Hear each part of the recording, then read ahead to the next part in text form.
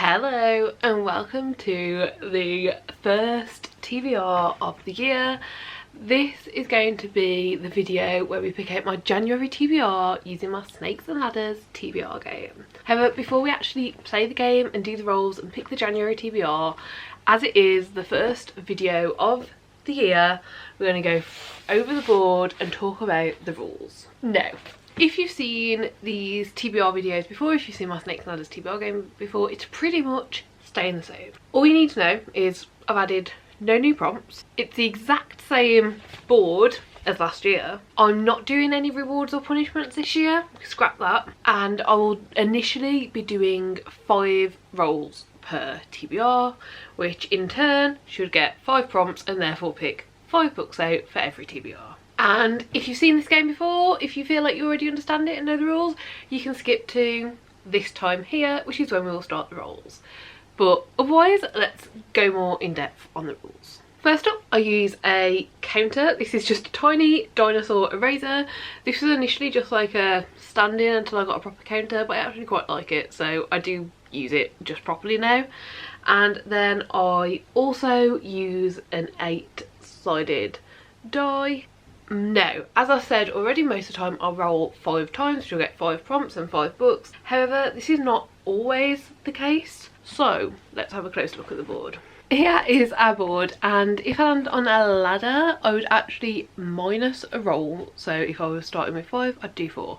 So if I was going around the board and I landed here, this you can probably see says -1, so we'd minus a roll, so minus it to 4, go up the ladder and do the prompt at the top of the ladder. So in this instance it would be a purple prompt. Then there is also the option to be going around the board and land on a snake. So if we go up close here, you can see the snake says +1, so we would add a roll. So if we were starting at 5, we'd add it up to 6, go down the snake and land on the square at the bottom and fulfill the prompt based on that bottom square. So in this case it would be the blue one. For this year's TBR and starting today, starting at the January TBR, I will be starting at the start and we will be starting the board as a completely new clear board to go through.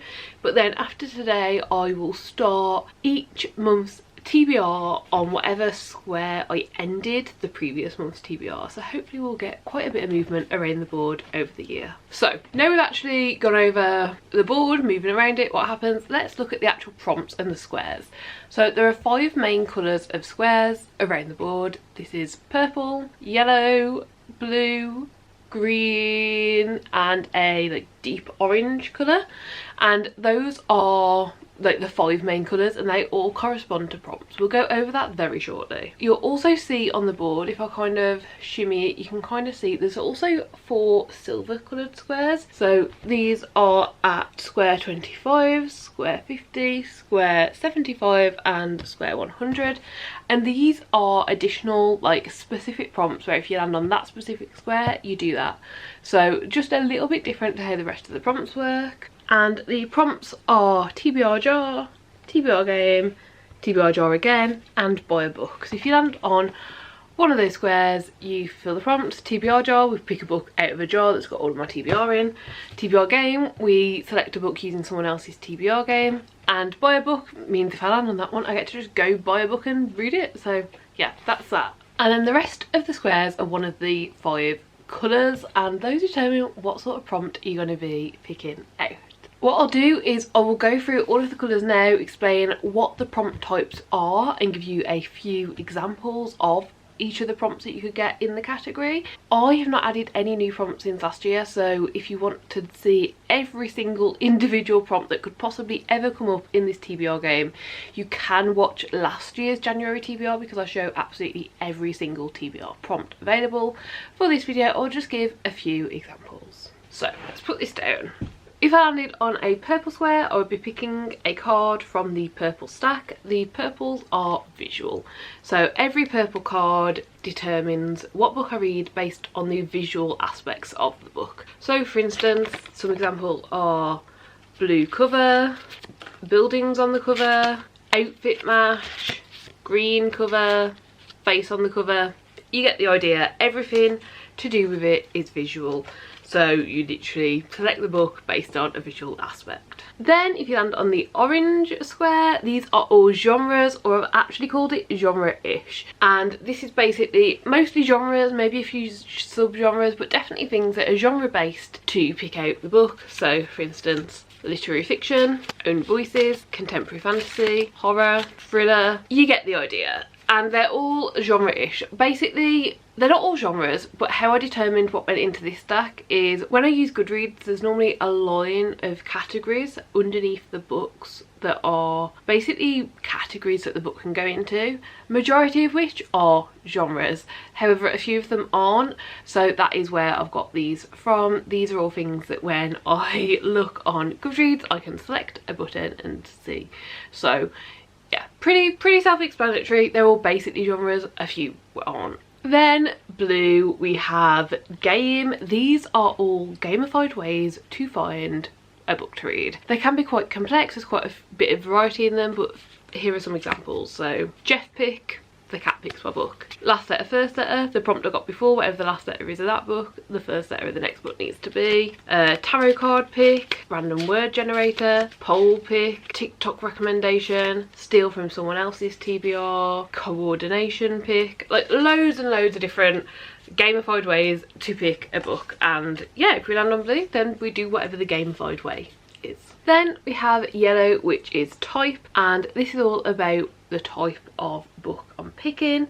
Most prompts in here are very similar to the prompts on the visual prompt section, but they just aren't about the visual element. So for instance, a small book under 200 pages, published last year, paperback, a trope I hate, a signed book, a hyped book, a novella, you get the idea. They're all just the type of book it is, how I could categorise the book. And then last but certainly not least is green, and the green prompt is other, and this is basically a catch-all of any prompts I've got that don't fit into the other categories. I will give some examples of this, but they probably aren't going to be like all-encompassing of what could come up, because this really is just everything.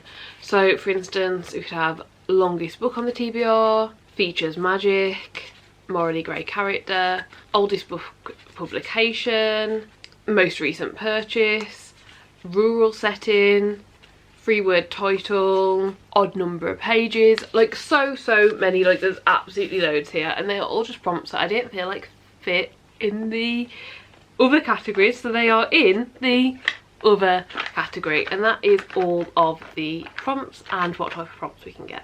Right, I think that that is absolutely everything you could need to know. If you do have any questions, any queries, leave them in the comments down below and I will do my best to answer them. But I think it's time to just go into picking the January TBR. Okay, first roll of the year is an 8. So 1, 2, 3, 4, 5, 6, 7, 8. That is blue. Blue is game. So prompt number 1 is this game prompt, and that is, oh, a very nice one, a buzzword readathon book. That's a very nice prompt to start off the year with. Okay, so as you'll have just seen, roll number 1, our first roll of the year, we got buzzword readathon book, and this is a very nice pick. The buzzword readathon is a readathon that happens every single year, and it's essentially a prompt for every month of the year for you to try and read a book for. I can link the announcement video down below. There's actually 2 types of buzzword readathons happening this year. There is the buzzword and the buzz cover, and for this prompt I've decided to go with the book I'm picking for the buzz cover, and that is 1000 Paper Cranes, and the prompt is pattern. And if we look in the background of this cover, we can see the pattern in the background of the paper crayons. So this is what I'm going to be picking. This is a little non-fiction all about the Children's Peace statue, and basically like the history or what happened 10 years after the atomic bomb was dropped on Hiroshima. And it's very interesting. It's basically like the effects that the bomb had even 10 years later, and the things that were happening and the diseases and the problems and the medical issues that were coming up. And I'm pretty sure we see it all from a young perspective. So I'm really excited to give this one a read. It's a non-fiction I've wanted to get to for a while, and I think it's going to be impactful. I think it's going to be powerful.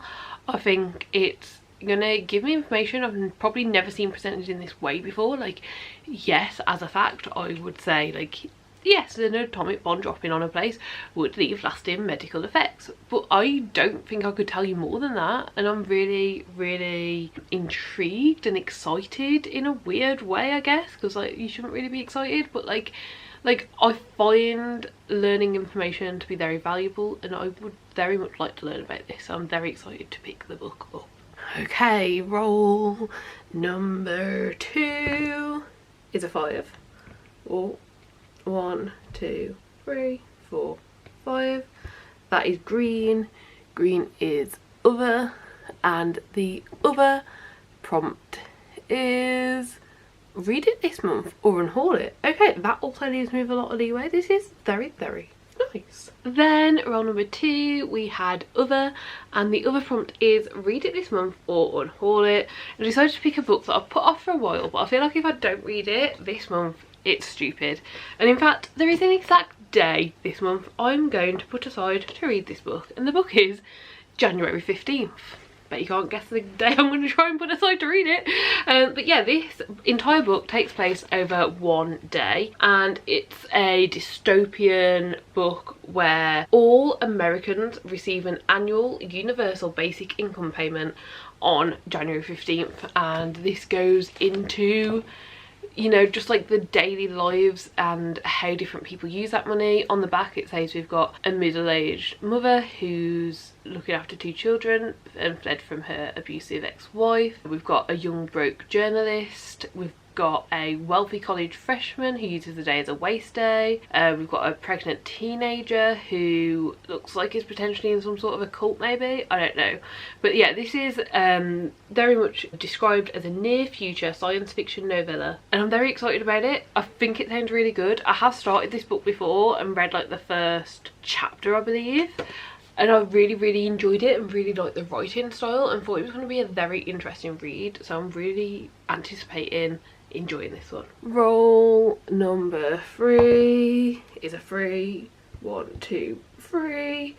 That is the orange colour, and orange is genre-ish, and it is a memoir. Okay, this could be a very different reading month for me, but this is exciting. Okay, a memoir.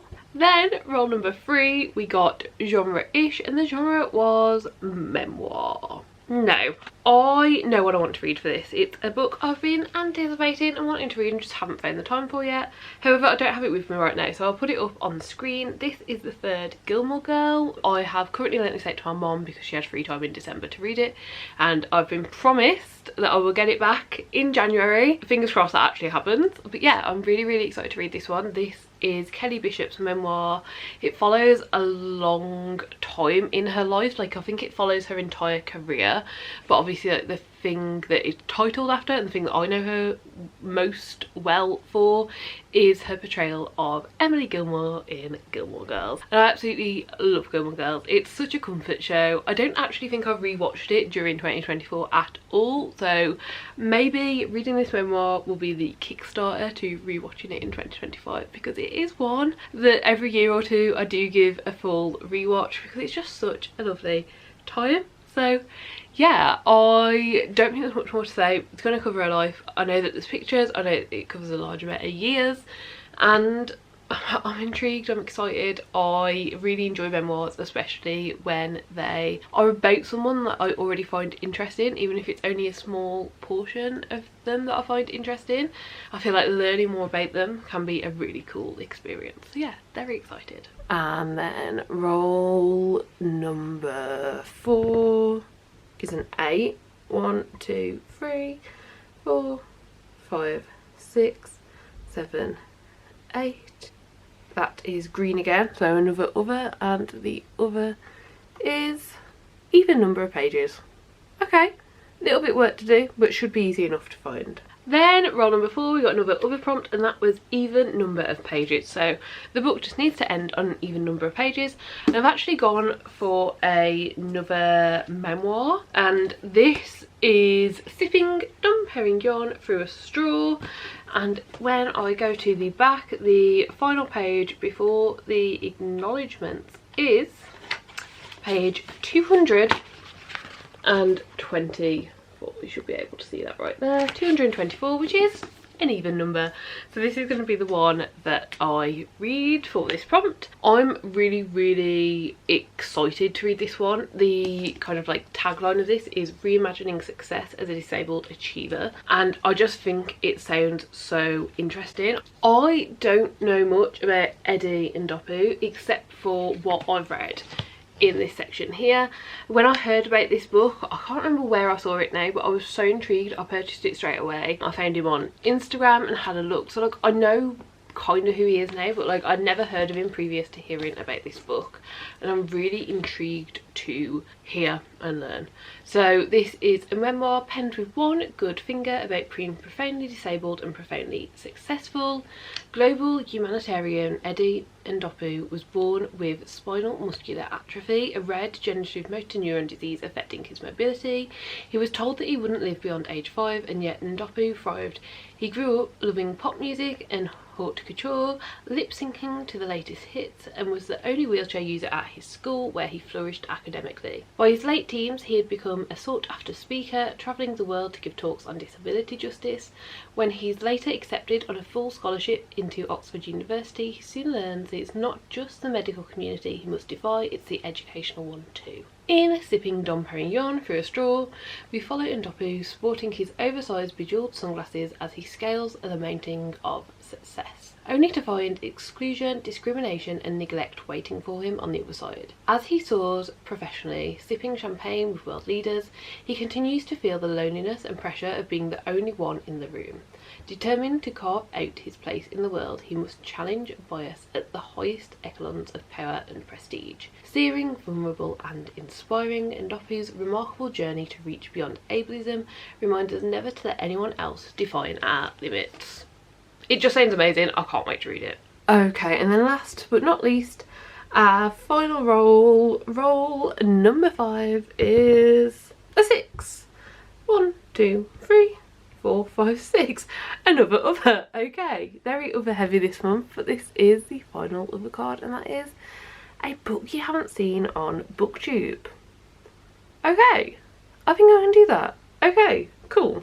Okay, that's our final prompt. Then our 5th and final roll for January is other again, and this is a book you haven't seen on booktube. I often struggle with this, but I actually went book shopping 2 weeks ago, saw a book I'd never heard of before, read the back of it, read the first page of it, sounded super interesting, and knew I wanted to get to it super soon because it was written in 2024 and it was written just before the elections actually happened, so is very relevant right now, and I feel like would be very interesting to read. And that book is Democracy, and it's 11 writers and leaders on democracy. What is it and why it matters? So you can see there's a lot of different people who have written.